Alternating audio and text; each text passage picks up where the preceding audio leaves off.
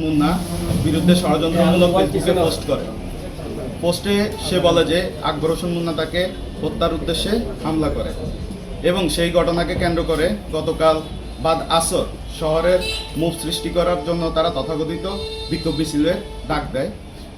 অথচ গতকাল প্রেস ক্লাবের সামনে সংবাদ সম্মেলনে আমরা তাদেরকে একদম স্বাভাবিক এবং সুস্থ অবস্থায় দেখতে পাই।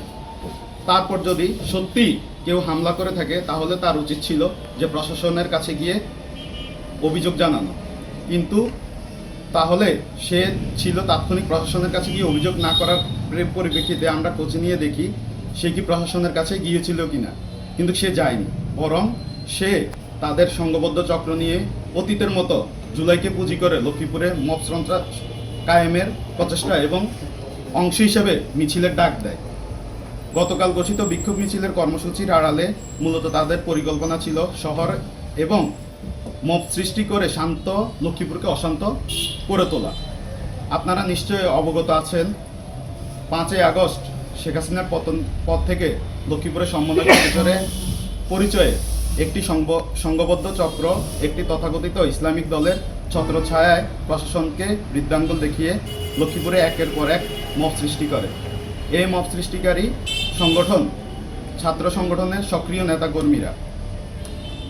এরা বৈষম্য বিরোধীর ব্যানারে সমগ্র শহরে মবের রাজত্ব কায়েম করে। বৈষম্য বিরোধীর কমিটির সারা দেশে কিন্তু বিলুপ্ত ঘোষণা করা হয়েছিল, তারপরেও তারা বৈষম্য বিরোধীর নামে এই মব সৃষ্টি কায়েম করে আসছে। প্রিয় সাংবাদিকবৃন্দ, আপনারা নিশ্চয়ই অবগত রয়েছেন এই মব সৃষ্টিকারীর হাত থেকে রক্ষা পায়নি রুবেল হোসেন নামের আমাদের এক সহকর্মী। তাছাড়াও ওনাকে নির্মমভাবে অত্যাচার করে পুলিশের হাতে দেওয়া হয়েছিল। আরও একজন আছে যার নাম হচ্ছে জিশান। জিশান কিন্তু আমাদের সাথে জুলাই আন্দোলনের সম্মুখ সারির একজন তার নেতা হিসেবে কাজ করেছিল। তাকেও পুলিশের হাতে মব সৃষ্টি করে তুলে দেওয়া হয়েছিল।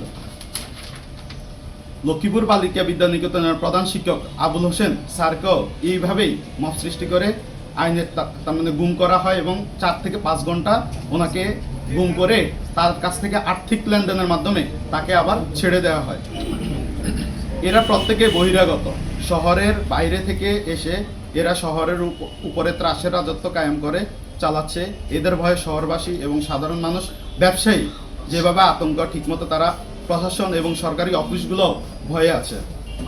আমরা আজ এখান থেকে স্পষ্ট করে বলতে চাই, জুলাইয়ের নাম বিক্রি করে লক্ষ্মীপুর মাটিতে কোনো কায়েম মব সৃষ্টি করতে দেওয়া যাবে না এবং প্রশাসনের কাছে জোর দাবি জানাচ্ছি, 5ই আগস্টের পরে আইন নিজের হাতে তুলে নিয়ে মব সৃষ্টি করেছে তাদের প্রত্যেকের আইনের আওতায় আনতে হবে। একটি শান্তিপূর্ণ নিরাপদ লক্ষ্মীপুর গঠন করাই আমাদের প্রতিশ্রুতি।